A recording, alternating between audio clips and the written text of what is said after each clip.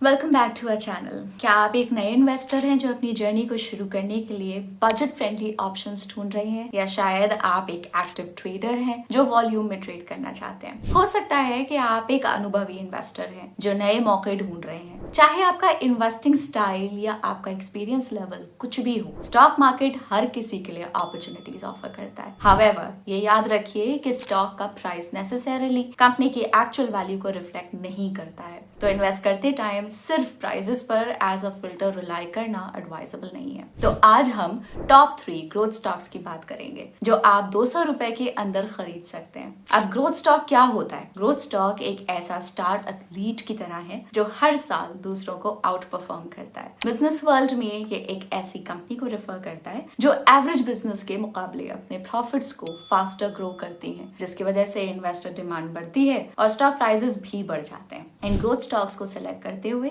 हमने इस चीज का ध्यान रखा है कि ये स्टॉक्स फंडामेंटली स्ट्रॉन्ग हो। तो इस लिस्ट में हम उन स्टॉक्स की बात करेंगे जिनका मार्केट कैप 5000 करोड़ रुपीस से ज्यादा है, रिटर्न ऑन इक्विटी और रिटर्न ऑन कैपिटल एम्प्लॉयड 15% से ज्यादा है, पिछले साल का एनपीएम यानी कि नेट प्रॉफिट मार्जिन 15% से ज्यादा है, debt to equity ratio less than 1 है, करंट प्राइस 200 रुपए से कम है। लेकिन आगे बढ़ने से पहले इस वीडियो को लाइक करिए, वीडियो को शेयर कीजिए, और अगर अभी तक आपने हमारे चैनल को सब्सक्राइब नहीं किया है तो वेट किस बात का कर रहे हैं, जल्दी से सब्सक्राइब कर दीजिए ताकि आपको ऐसा इंसाइटफुल कंटेंट मिलता रहे। चलिए शुरू करते हैं।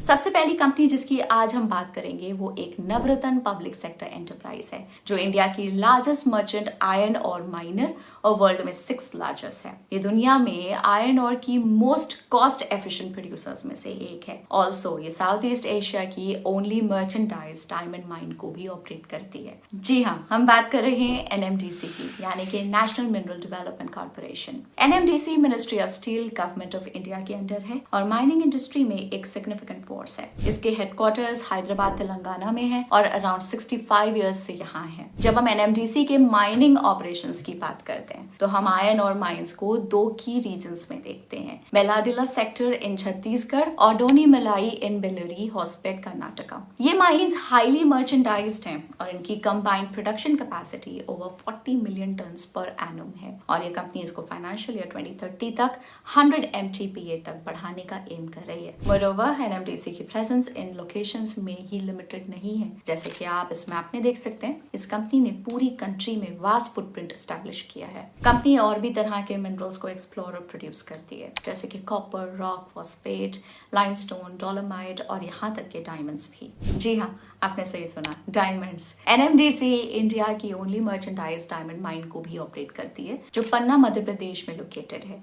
इनके पास ऑस्ट्रेलिया बेस्ड लेगेसी आयरन और लिमिटेड में 92.32% स्टेक है। लेगेसी करंटली वेस्टर्न ऑस्ट्रेलिया में एक्सप्लोरेशन एक्टिविटीज इन्वॉल्व है जो आयरन और गोल्ड, टंगस्टन और बेस मेटल्स जैसे मिनरल्स को कवर करते हैं। चलिए देखते हैं इस कंपनी की फाइनेंशियल परफॉर्मेंस को। फाइनेंशियल ईयर 23 में एनएमडीसी ने 17,667 करोड़ रुपीस का रेवेन्यू किया है। लेकिन सिर्फ यही नहीं, इनका profit after tax 5,529 crore rupees का था। अब बारी है इस कंपनी की स्ट्रेंथ्स और वीकनेसेस को डिस्कस करने की। स्टार्ट करते हैं इसकी स्ट्रेंथ से। Consistent operating profitability.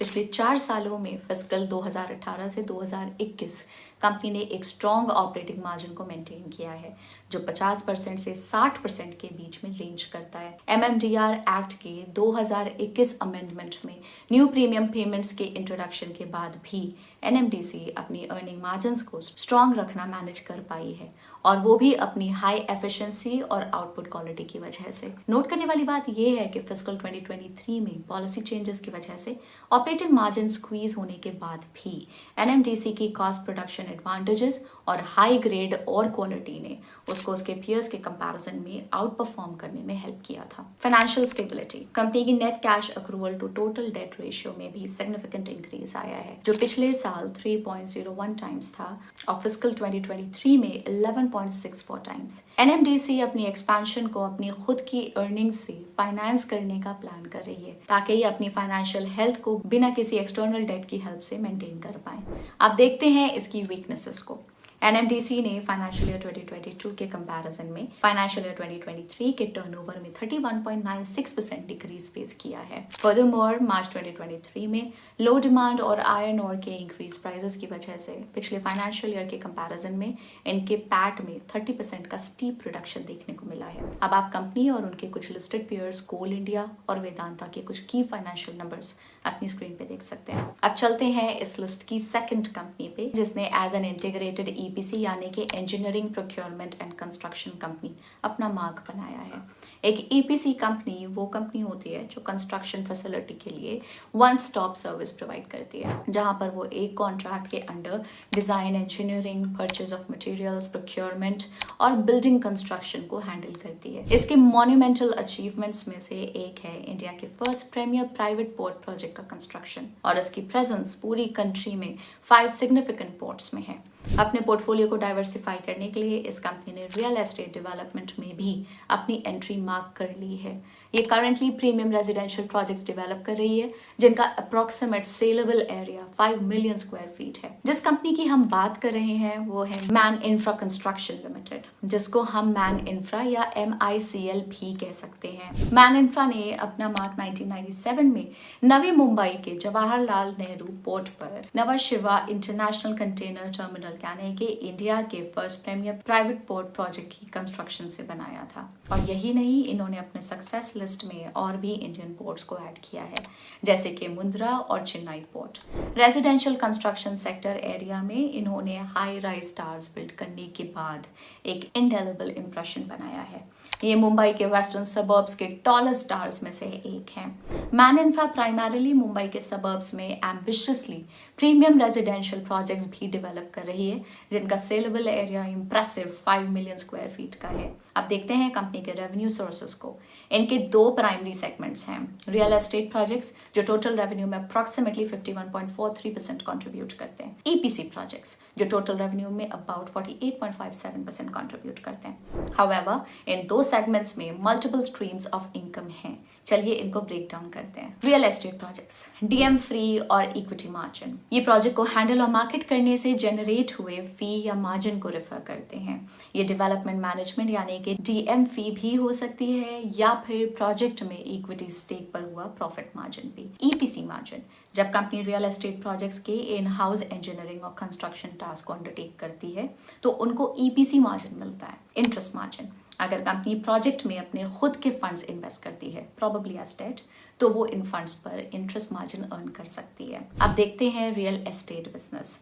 करंटली इनके पास टोटल 4.6 मिलियन स्क्वायर फीट के प्रोजेक्ट्स हैं। इनमें से approximately 2 million square feet currently ongoing है और नियरली 2.6 मिलियन स्क्वायर फीट के अपकमिंग प्रोजेक्ट्स हैं। और फ्लोरिडा यूएसए में इनके 4 ऑनगोइंग प्रोजेक्ट्स भी हैं, जिससे ये जियोग्राफिकली एक्सपैंड भी कर रहे हैं। ईपीसी प्रोजेक्ट्स, ईपीसी मार्जिन, ये मार्जिन उन इंफ्रास्ट्रक्चर प्रोजेक्ट से आता है जो कंपनी या तो गवर्नमेंट या प्राइवेट क्लाइंट से अंडरटेक करती है। PMC मार्जिन, इसकी फुल फॉर्म है प्रोजेक्ट मैनेजमेंट कंसल्टेंसी मार्जिन। ये रियल एस्टेट प्रोजेक्ट्स की साइट्स, मटेरियल्स और लेबर के प्रोफेशनल मैनेजमेंट से रिलेटेड होता है। ये थे इसके रेवेन्यू स्ट्रीम्स। और अब देखते हैं ईपीसी बिजनेस को। फाइनेंशियल ईयर 2023 में इस सेगमेंट की revenue around 918 crore rupees I थी। अदानी, भारती एयरटेल और टाटा हाउसिंग इस सेगमेंट के कुछ क्लाइंट्स हैं। इन्होंने पोर्ट और इंफ्रास्ट्रक्चर डेवलपमेंट में 200 हेक्टेयर से ऊपर के प्रोजेक्ट्स कंप्लीट किए हैं। यही नहीं, इन्होंने मैसिव 25 मिलियन स्क्वायर फीट के रेजिडेंशियल और कमर्शियल बिल्डिंग्स भी कंस्ट्रक्ट करे हैं। चलिए देखते हैं इस कंपनी के फाइनेंशियल परफॉर्मेंस को। इन्होंने 20% ईयर ऑन ईयर इंक्रीज और 414 करोड़ रुपीस का एबिटा मार्क करते हुए 259 करोड़ रुपीस का नेट प्रॉफिट रिकॉर्ड किया है। फिस्कल ईयर 2024 के फर्स्ट क्वार्टर में revenue from operations 45% year on year से एस्केलेट होकर 510 करोड़ रुपीस तक पहुंच गया और टोटल इनकम भी 45% से बढ़कर 524 करोड़ रुपीस तक पहुंच गई। इनका एबिटा ईयर ऑन ईयर 63% से ग्रो करके 109 करोड़ रुपीस तक पहुंच गया और ईयर ऑन ईयर 112% के जंप से इनके नेट प्रॉफिट 82 करोड़ रुपीस तक। आगे बढ़ते हैं और देखते हैं कंपनी की स्ट्रेंथ्स और वीकनेसेस को। स्टार्ट करते हैं इनकी स्ट्रेंथ से। MICL ने घाटकोपर में लार्जेस्ट क्लस्टर रीडेवलपमेंट्स में से एक के डेवलपमेंट राइट्स को अक्वायर किया है। इस अकेले प्रोजेक्ट का अगले 4 सालों का revenue potential staggering 1200 crore rupees का है। कंपनी ने BMCT PSA ग्रुप से 680 करोड़ रुपीस का नोटेबल EPC यानी कि engineering procurement and construction order secure किया है। MICL मुंबई में इंडिया का आइकॉनिक रेजिडेंशियल टावर बिल्ड करने के बाद अल्ट्रा लग्जरी सेगमेंट में भी स्टेप कर रही है।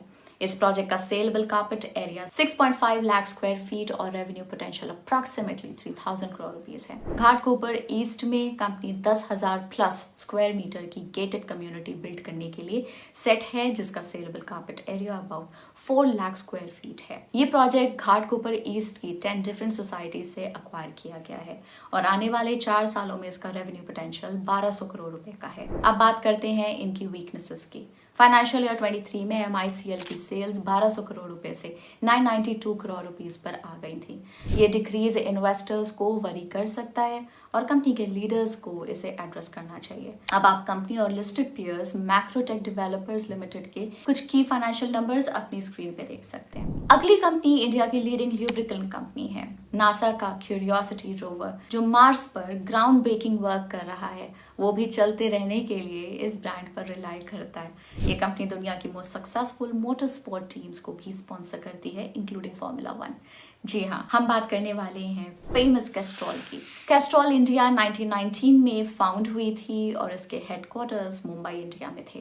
ये मुंबई, कलकत्ता, दिल्ली और चेन्नई के 4 रीजनल ऑफिस से ऑपरेट करती थी। ये कंपनी कैस्ट्रॉल इंडिया यूके के अम्ब्रेला के अंडर ऑपरेट करती है, जो एक ग्लोबली रिकॉग्नाइज मल्टीनेशनल एंटिटी है।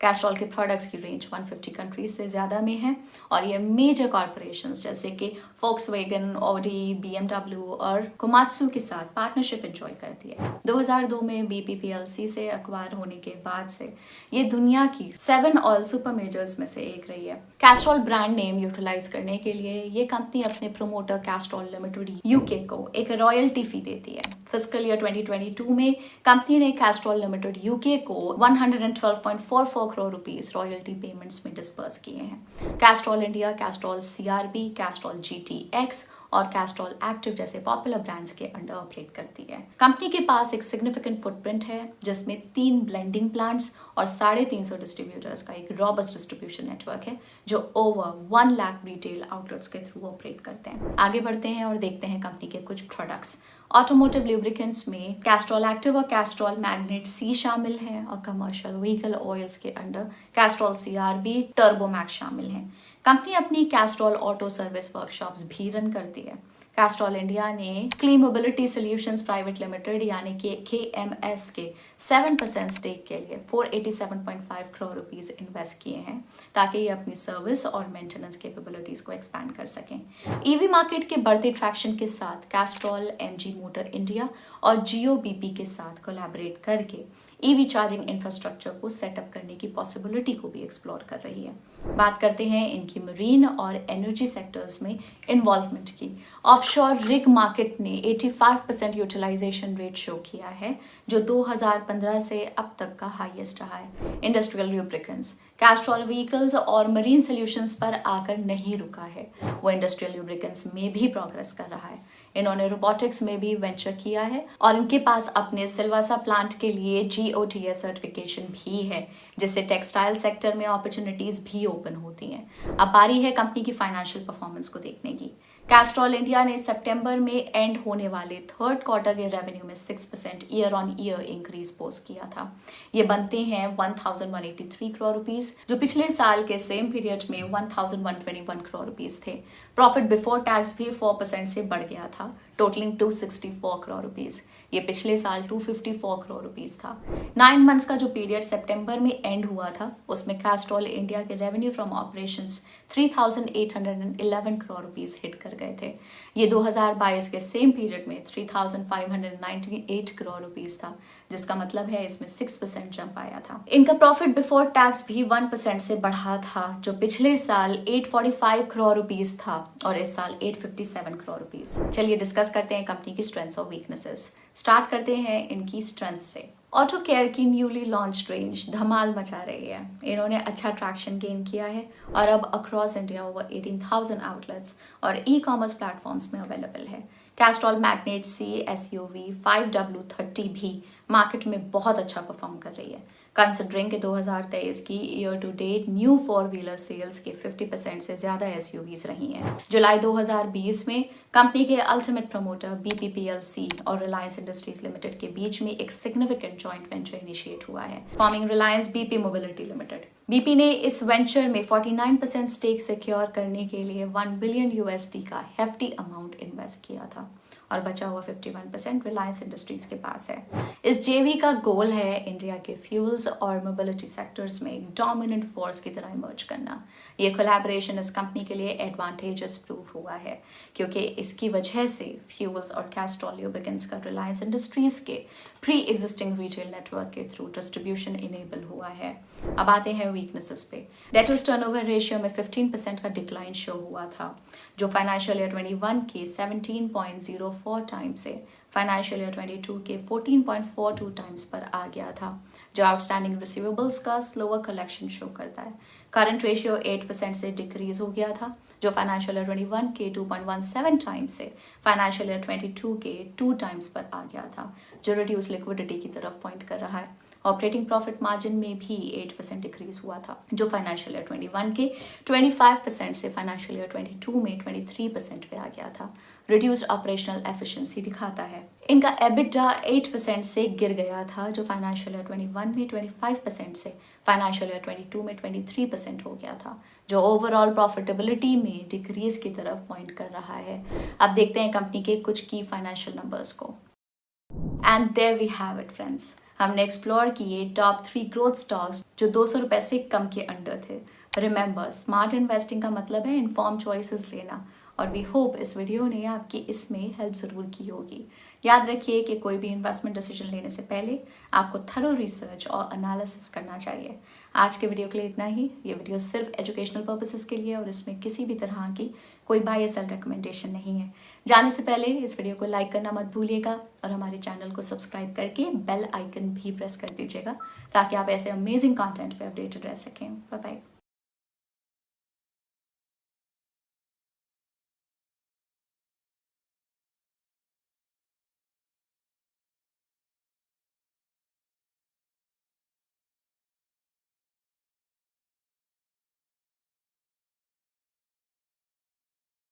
Investment in securities market are subject to market risks. Read all the related documents carefully before investing. Please read the risk disclosure documents carefully before investing in equity shares, derivatives, mutual fund, and or other instruments traded on the stock exchanges.